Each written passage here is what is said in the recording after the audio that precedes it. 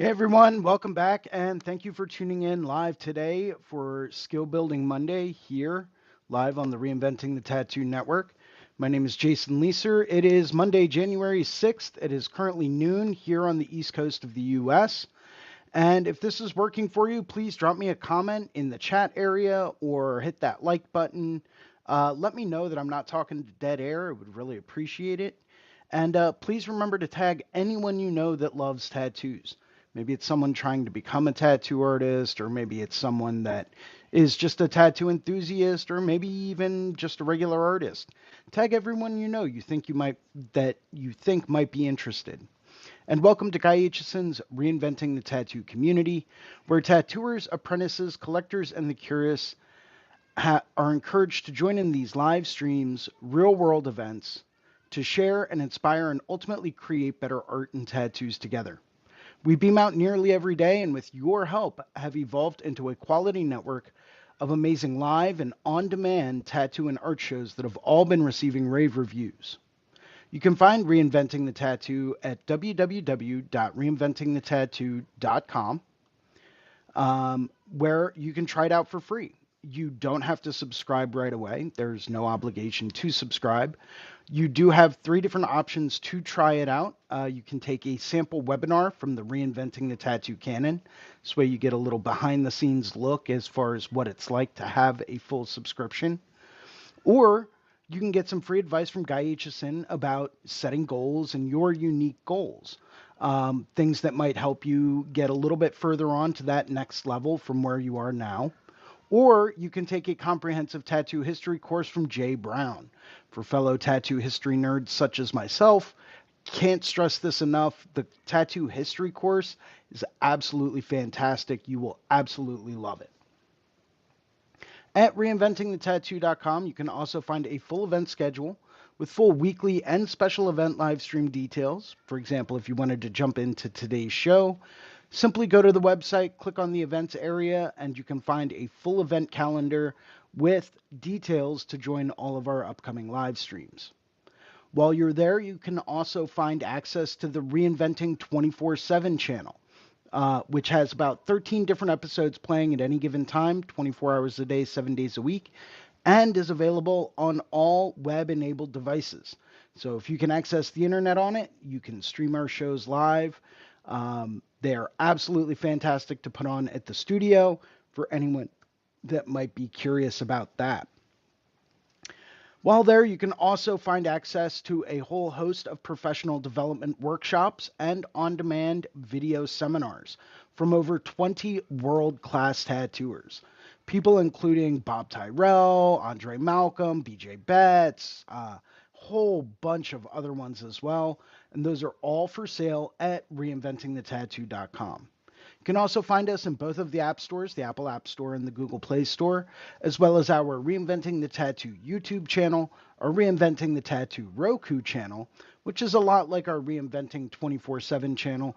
It's got about 13 different episodes going at any given time, 24 hours a day, 7 days a week, and is enabled on all Roku-enabled devices. So go take a look at that. You can also find us in all of the major podcast directories, such as Apple and Spotify. Or you can do what most people do and just open up your web browser and do a quick search for Reinventing the Tattoo. It's all right there, all at your fingertips, except for the book, which is still currently out of print. Most of those copies that are out there are going for quite a bit on eBay right now. So if you come across a copy, I highly recommend you snatch that up because it's probably going to be worth its weight in gold in a few years. Once again, if this is working for you, please drop me a comment in the chat box and let me know. This way I know that you guys can hear me and I'm coming through loud and clear. We have a number of weekly shows we always encourage people to tune into. Starting off on Mondays at 9 a.m., we have Drawing for Tattooers with James Wisdom, where we go through and we get back to our roots of being a fine artist. We cover different artistic aspects, whether it's sketching or value, or whether it's working online. A lot of our basic roots of being a fine artist in the tattoo industry today. It allows us to kind of go through and brush up on a lot of those. And that's at 9 a.m. Monday mornings, drawing for tattooers with James Wisdom. Following that, you have this show, which is the Skill Building Monday Drawing Group, hosted here, where we go through and we really try to work on developing some of these skills, whether it's Procreate tips and tricks, or whether it's working on an analog painting, or maybe it's composition, all of this and a whole lot more. It's all discussed here. This is just kind of where we help to refine and build some of our skills that we will utilize in this industry. And capping off Mondays at 9 p.m., we have a subscribers exclusive drawing group with Sandy McAndrew from the Reinventing the Tattoo Network, where we get to go through and cover different chapters in the Reinventing the Tattoo canon. Now, I can tell you from firsthand experience, taking the Monday evening drawing groups alone, I did that for about 2 years, and you can see a noticeable difference in the work that I was doing before I started doing the Monday evening drawing groups and the work that I'm doing now. Not just in quality, but also in pace. It's really going to push you. It's a great challenge, and it's a great way to go through and kind of really push yourself to get a little bit better and a little bit faster. So I highly recommend you take a look at that, and that's every Monday night at 9 p.m. Following that, on Wednesdays at noon, we have the Tattoo Now show with Gabe Ripley, where we get to go through and do a deeper dive into the business aspect behind tattooing, whether it's marketing and advertising strategies or streamlining client communication. Maybe we're talking about travel visas and how to work in other countries. All of that and a whole lot more. It's all discussed during the Tattoo Now show with Gabe Ripley, and that's Wednesdays at noon. I would like to go through and thank some of our sponsors and some of the people that make these shows happen. Starting off with worldtattooevents.com, the largest, most comprehensive tattoo event and convention calendar for tattoo events worldwide. They're constantly keeping everything updated. As we know, living in a post-pandemic era, there are still certain events and conventions that are getting rescheduled. So if you want the latest, most up-to-date tattoo event or convention information coming to a city or town near you, or maybe it's one you plan on visiting, it's usually how I schedule most of my vacations, take a look at worldtattooevents.com. Would also like to go through and thank TattooNow.com, technology for tattooers, the leading edge in professional development, management, and digital tools for tattoo artists of all levels. So if you're really looking for the best way to go through and streamline your client communication, if you're really looking to go through and maximize your client potential, take a look at TattooNow.com. They have absolutely been a leader in this part of the industry for over 20 years, and they really know what they're doing. And would also like to go through and say very quick and thank you shout out to Guy Aitchison, who is the founder and inspiration behind Reinventing the Tattoo.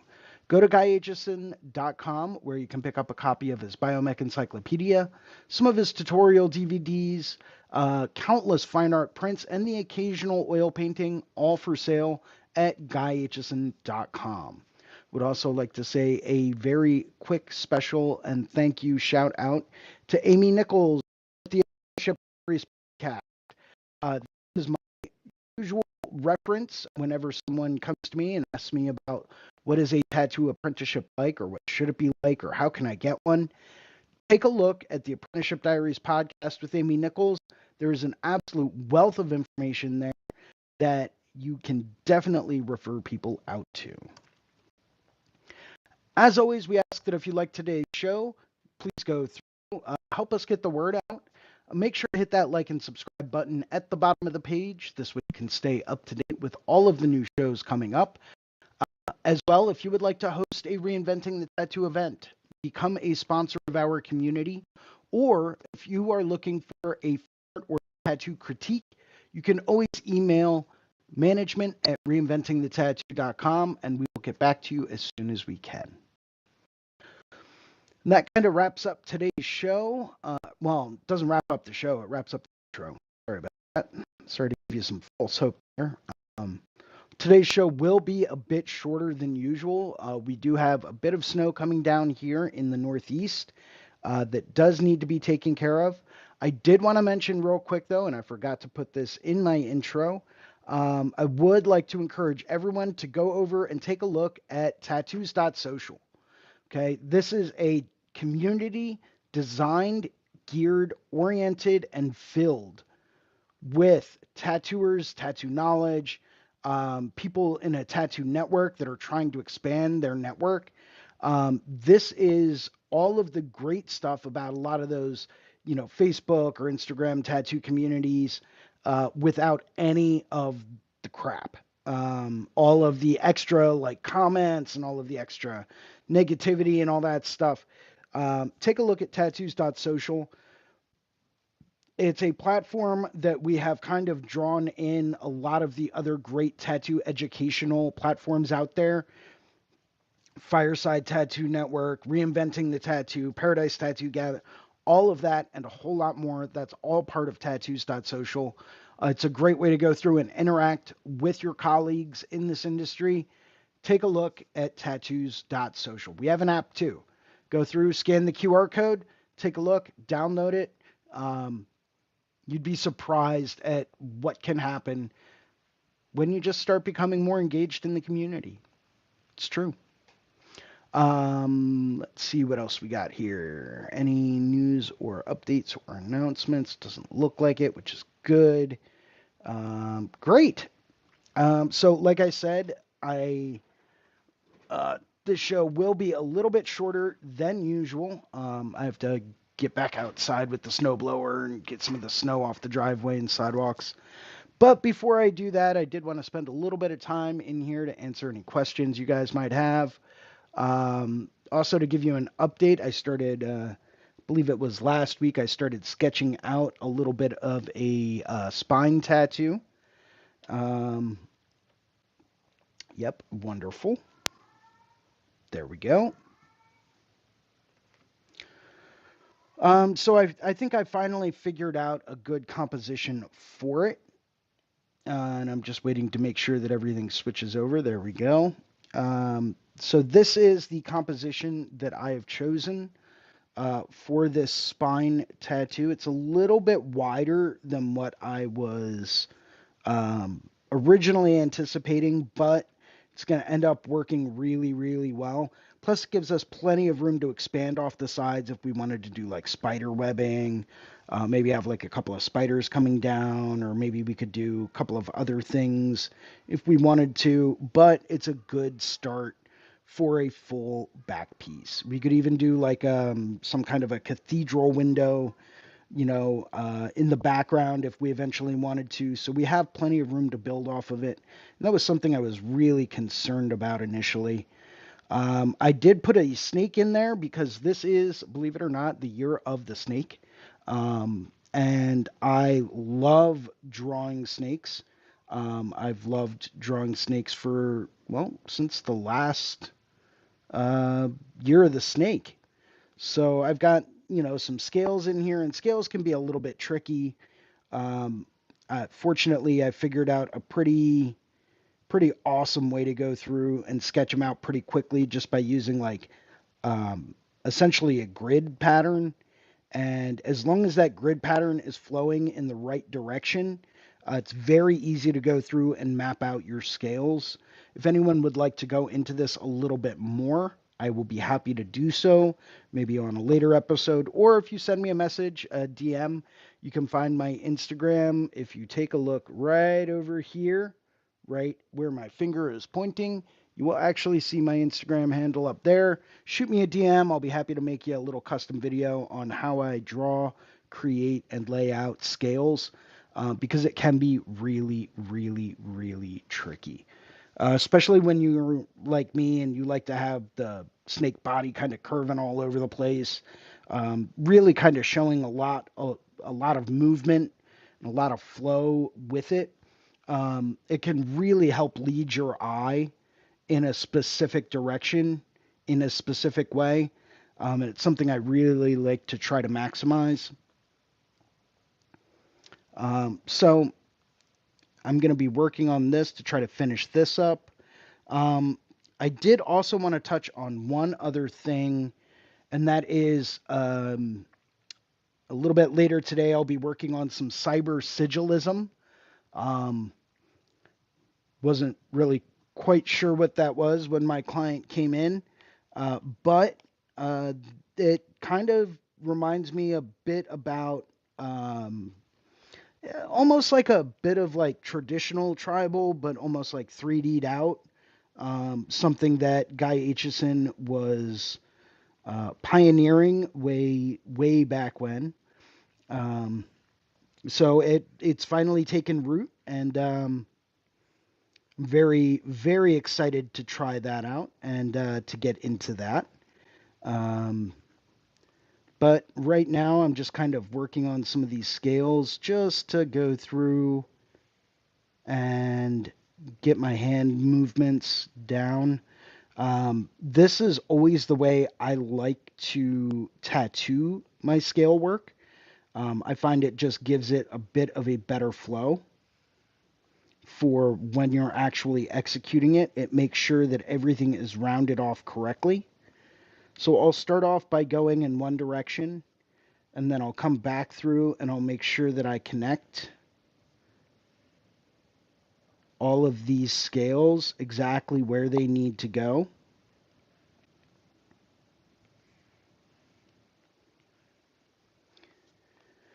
That one was a little too round.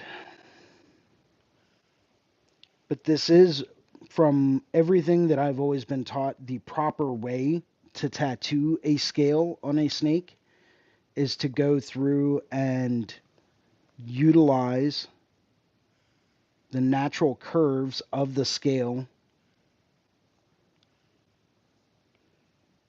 And if you're doing it in this kind of a manner, it makes it a lot easier to keep track of where you are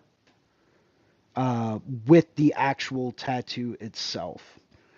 Um, as opposed to going through and then, well, maybe you miss a scale somewhere when you're tattooing it. This way, you never really have to worry about missing that, um, because as long as you're following in this kind of a direction or pattern, you're going to get every single one of them. And then we'll just bring that over and then that back. So once again, I'm going to pick a part furthest away, and I'm just going to draw a curved line and then another curved line that connects. So here, here, here, here, and here. And I'm going to do that again in the opposite direction, here, here, etc., etc. This way, I'm never going to forget a scale, and I have done that before. Kind of embarrassing to admit that, but I'm not afraid to admit, I'm not perfect. I am a human being. Um, Sometimes when you have overlapping elements, it can get a little tricky. So I always like to leave a little bit more of a gap than I typically would.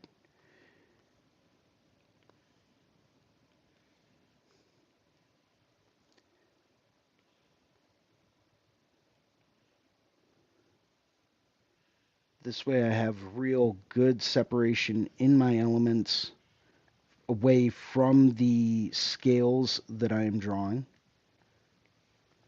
Because I always like my tattoos to be legible, right? If it's a skull, I want you to be able to tell it's a skull. If it's scales on a snake, I want you to be able to tell that the scales on the snake are different than the ears on the bat. And sometimes it can get a little too busy. In fact, this is the third or fourth set of scales I've drawn on the snake, just because I thought the other versions that I had already drawn were a bit too busy and a bit too small. And I wanted to make sure that everything was going to be clearly legible with this snake over time. And as we all know, if you do scales too small over time, they do not look very good. Sometimes it means putting in a little bit of extra effort and time to kind of go through and make sure that everything's going to have the longevity that it needs. And, as much as we try to be as efficient as humanly possible, sometimes we just have to put in a little bit extra time. That's just kind of the nature of this job. There are no shortcuts. Shortcuts are actually longer ways to do things because inevitably you're going to have to go back to it and do it again.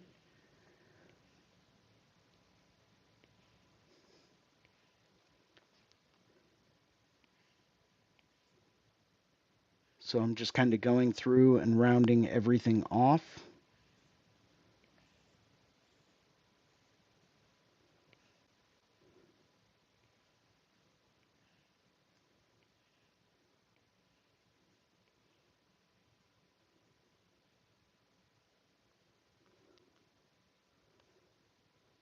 Same thing here. I'm going to start here.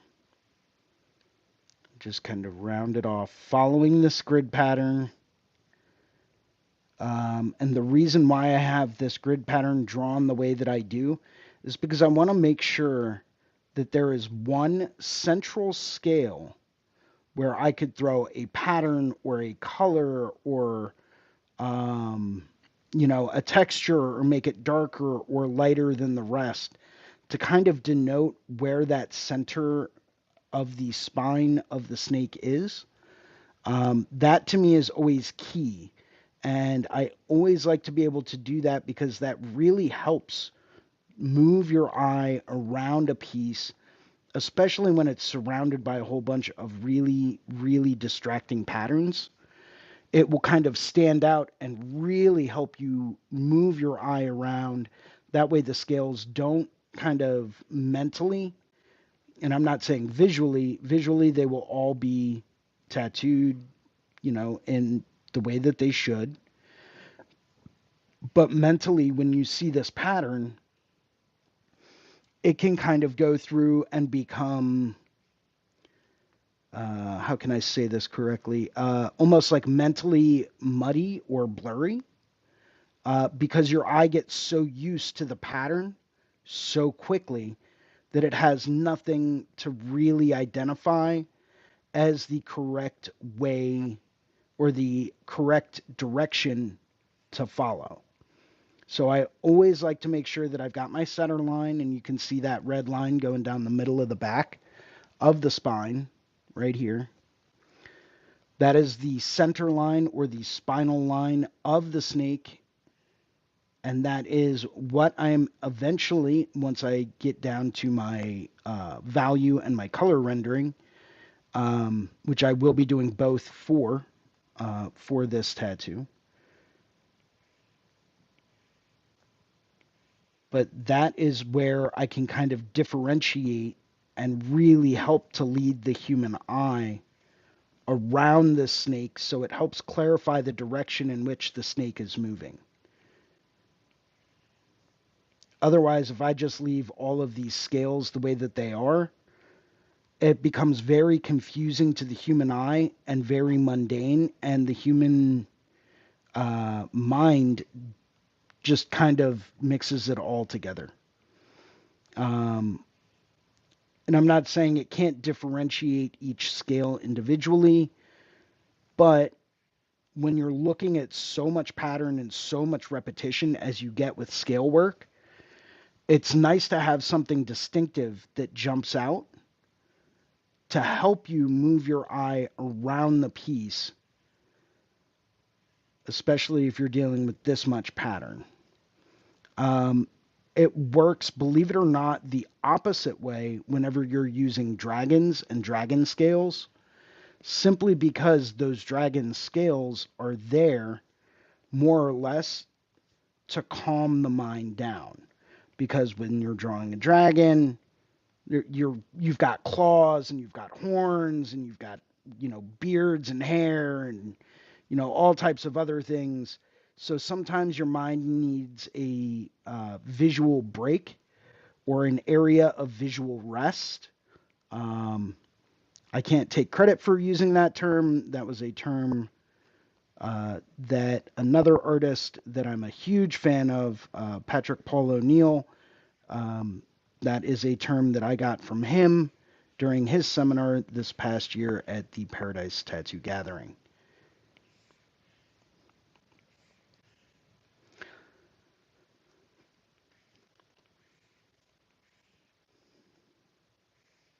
Highly encourage everyone out there to try to tattoo as many snakes as you possibly can this year. Um, I've always been an advocate of the fact that if you can draw a snake, you can draw a dragon. Um, everyone's got their own little flair and style, and that's respectable. I firmly encourage that. My snakes will always look different than other people's snakes. Um, but that doesn't mean that, you know, mine's better or worse. It's just different. And there's nothing wrong with it being different. Because when you've drawn as many snakes as I have, you learn very quickly how to make yours very unique. I spent the better part of 3 years just trying to understand and draw snakes, just so that I could be a lot better at drawing them, and a lot faster at drawing them, so that I could be more efficient with it. And it really helped me out. About 12 years ago, I did a very short watercolor slash acrylic ink painting series or series of paintings that I called the Year of the Snake. They were all 20 by 28 or some weird size like that. Um, and I'm actually considering doing another series like that, updated 12 years later. So it's, something that you can always build off of as far as the skill set goes.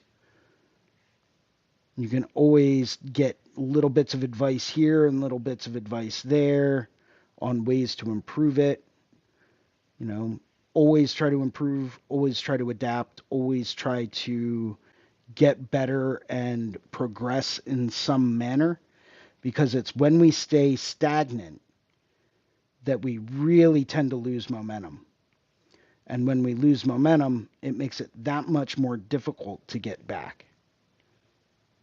And momentum is key.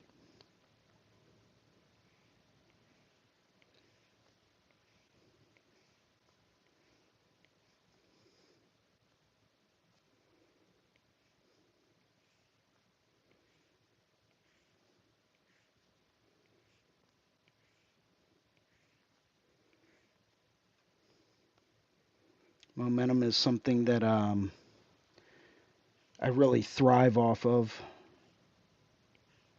I absolutely. Sometimes I'll get into um, just like a mindset where it's like, okay, this is going and then that's going, and then it's just like dominoes falling one right after the other.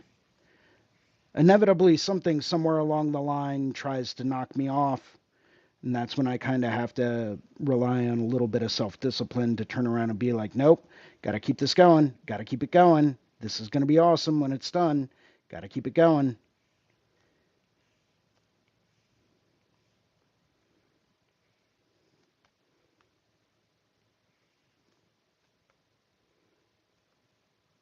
Right, so that's there, there.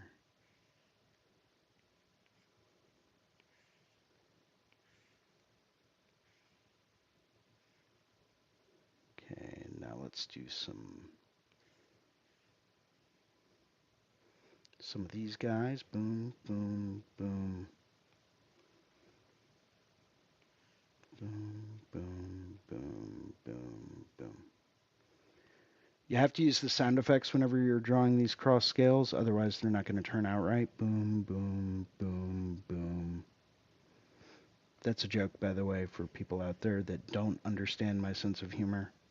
I just like to make weird sounds while I'm drawing.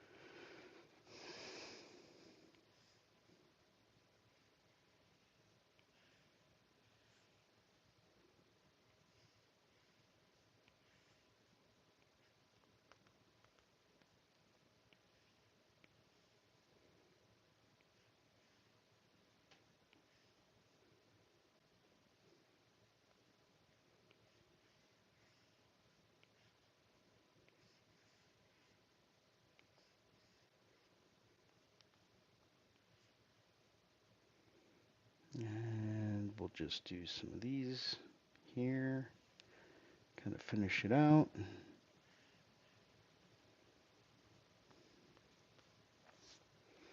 Now, you don't really have to be super careful um, as you're getting down into some of these smaller guys.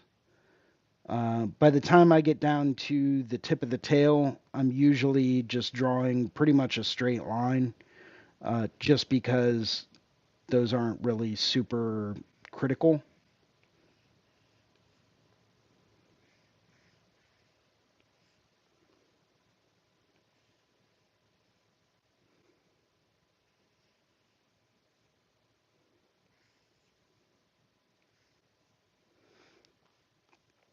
You know, the further and further down you go on the snake's tail, the more and more simple you can get with these scales, to the point that they can just be basically hatch lines. I'm When I go through and I tattoo this, I'm also going to make sure that as I get closer to the snake's tail, I'm going to use a lighter and lighter gray to go through and outline these scales, so that by the time I get all the way down to like here, the tip of the tail, I'm going to be using a super ultra mega light gray, like gray wash, just because as I go through, and we'll just create a new layer, and I'll switch over to here, and we'll go with this guy. As I go through and shade this, I'm going to start at the tip of the tail, and I always like to make it a bit darker, so I'll take the tip of the tail and make it solid black, and then just kind of swing it up and blend it up so that these scales kind of blend out from the tip of the tail. That's why I'm not really super worried about the ones all the way down at the tip, because I know that that's probably going to end up getting blacked out anyway. And it gives it like a nice kind of effect and look. Um, Makes it look a little different, you know?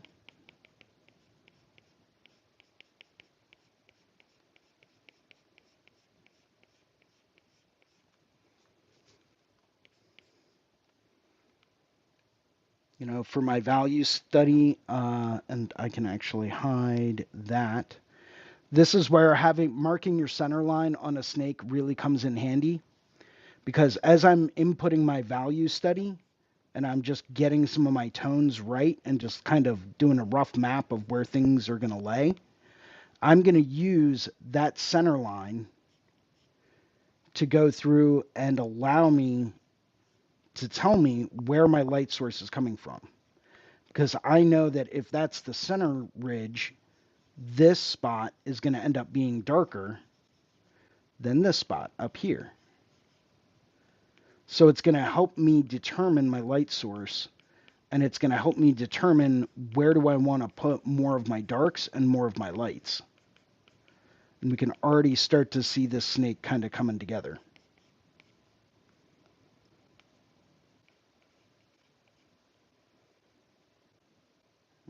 And if that's my center line, and that means I'm going to have a lighter spot over there.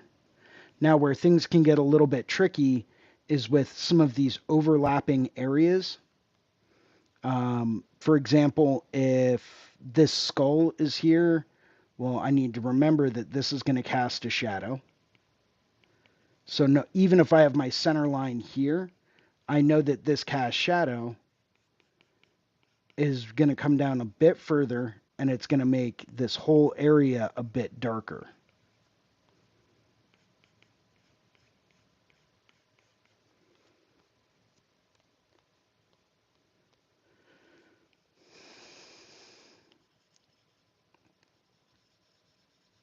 This part here, once again, if that's the spinal ridge,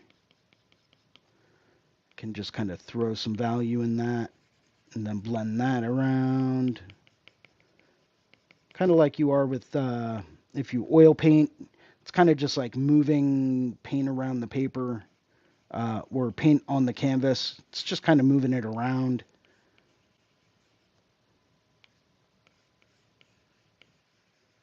Smudging it a little bit more here or there, blending this here or there, adding another layer on top of it eventually so that you can get the perfect tone. But we can kind of already start to see how this snake is going to develop. And when it comes down to it, and I'll turn off my red layers and that layer as well. So as long as I go through and I use like a light or a medium gray wash in the snake itself, it's going to allow some of these scale lines to really come through and create that texture.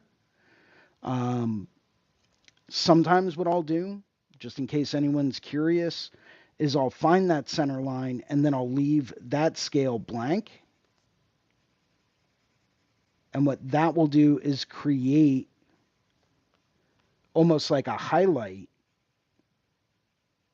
for these scales.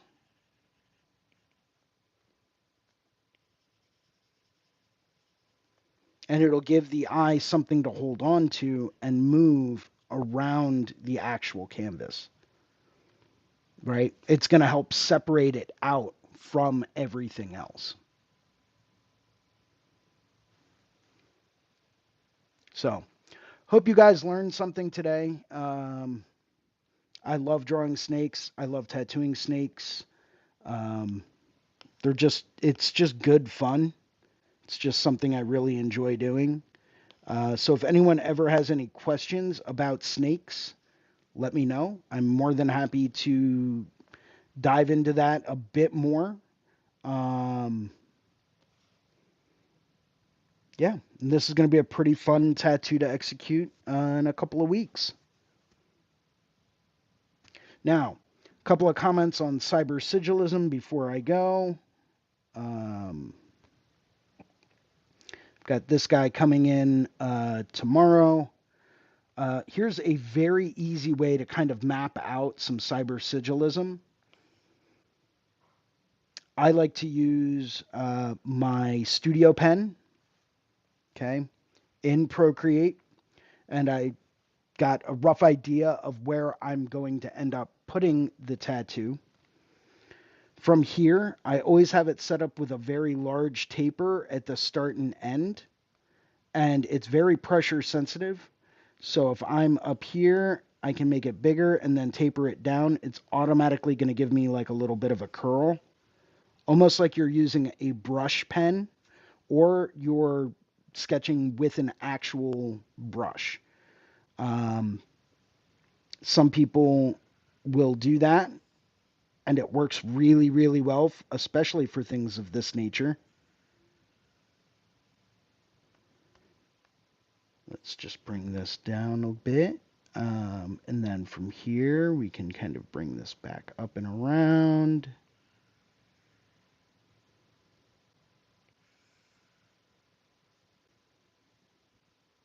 I swear cyber sigilism gets its roots from some of the old school tribal tattoos, which were a staple in the 1990s of the tattoo industry. And we can already start to see some of this coming together.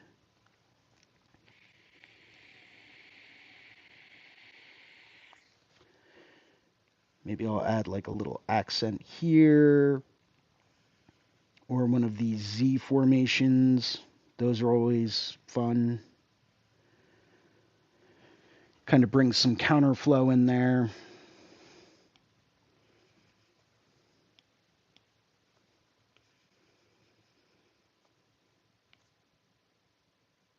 Sometimes I'll just do like a cross just to give it a little bit more of a movement. I always try to base anything I draw tribal or cyber sigilism or whatever you decide to call it. I always try to base that off of C curves and S curves because those are naturally complementary to the body form and can really give you a little bit more movement when it comes down to the design itself. Now, some of this I may take and liquefy a little bit. Maybe I'll push this back a little bit more.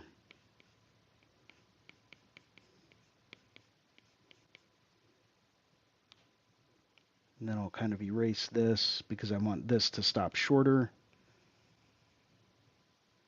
And then this can just kind of come around like so. Bring this down a little bit more.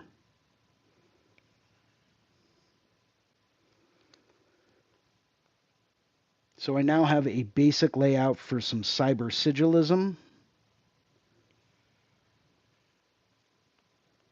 Maybe I won't do that one. Maybe this will be another C curve. And we'll do maybe another C curve here. This will just get a spike.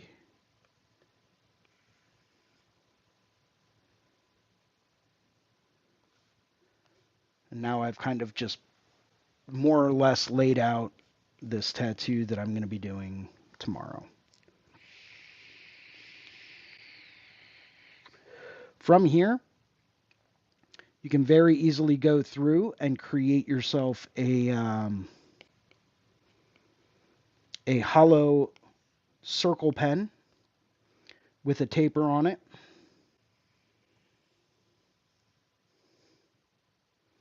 And that'll create a hollow line, which are very, very easy. And I'll actually bring that down a bit more. It's a great way to go through and create outlines.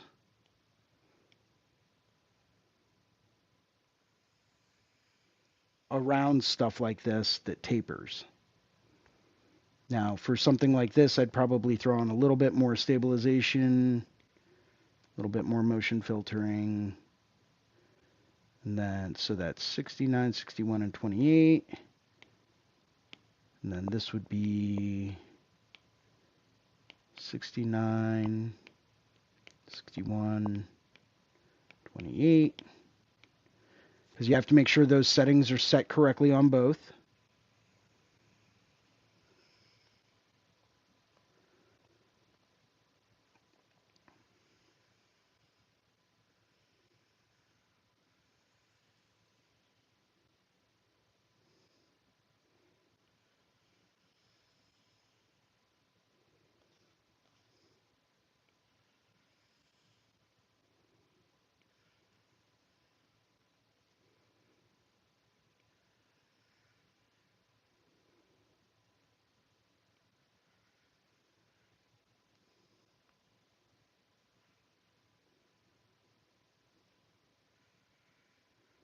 And as long as everything overlaps, you'll be just fine.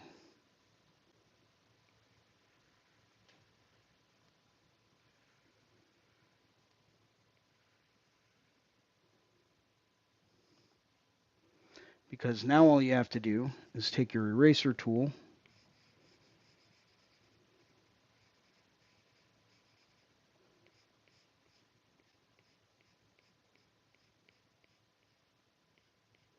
just kind of come in and remove some of these overlapping lines. Anywhere where these lines overlap. And you've got your outline. So there's just a tiny little bit of a trick that you can use for if you're drawing up some cyber sigilism or tribal or whatever. Something that can kind of cut your drawing time down a little bit. Once again, hopefully this stuff kind of helps. If it doesn't and you want some different tricks, hit me up, let me know. Once again, can feel free to send me a direct message on Instagram. I'll be happy to get back to you as soon as I can. Until next week, keep your hands moving, keep sketching, keep drawing, keep things sketchy. And I will see you guys again next week for the next episode of Skill Building Monday here live on the Reinventing the Tattoo Network. My name is Jason Leeser, and I hope you guys all have a wonderful day today. Thank you. Oh, and cheers.